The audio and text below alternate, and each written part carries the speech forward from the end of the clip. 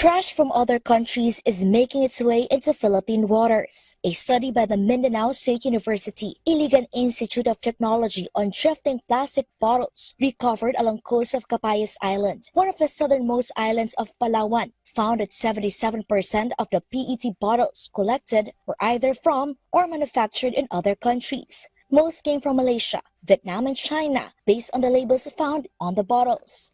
Environmental scientist Dr. Hernando Bacosa calls this transboundary pollution. Nagpapahiwatig na yung mga plastic pala na dumarating sa ating mga dalampasigan ay hindi lamang galing sa ating bansa. Ito ay posible mang galing din sa ating mga karatig bansa, lalo na sa Southeast Asia. So this is really concerning. Ang plastic ay hindi nakakahilala ng dalampasigan. Plastic doesn't know nationality. Plastic doesn't know boundary. Bacosa says plastic waste also poses a serious risk. When plastic rubs against other materials, it releases what are known as microplastics. These tiny plastic particles can be as small as dust and may be ingested by marine life that are later consumed by people. May mga ebidensya tayo na ang bangus ay may mga microplastic na.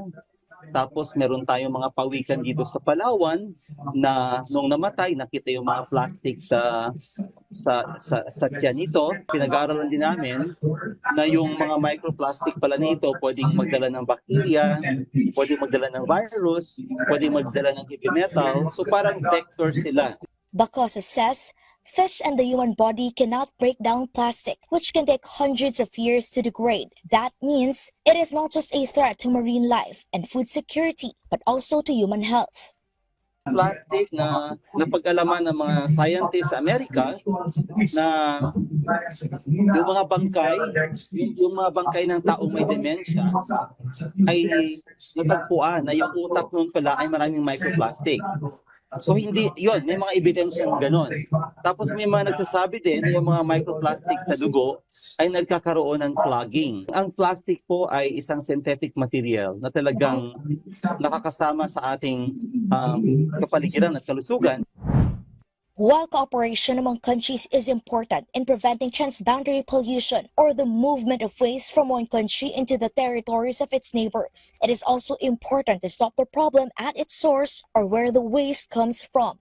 Bacosa says this is where residents and local governments play a key role in proper waste disposal. He also emphasizes large companies should strengthen their compliance with their obligation to reduce or recover the plastic packaging generated by their businesses in line with the Extended Producer Responsibility or EPR law. Ang EPR Act ay nagsisilbing carrot and stick mechanism kung saan obligado ang mga producer na bawiin at i-recycle ang kanilang plastic packaging waste. Pero sa nakita po natin, siguro mas dapat pang ma-monitor ang mga ginagawa ng mga kumpanya.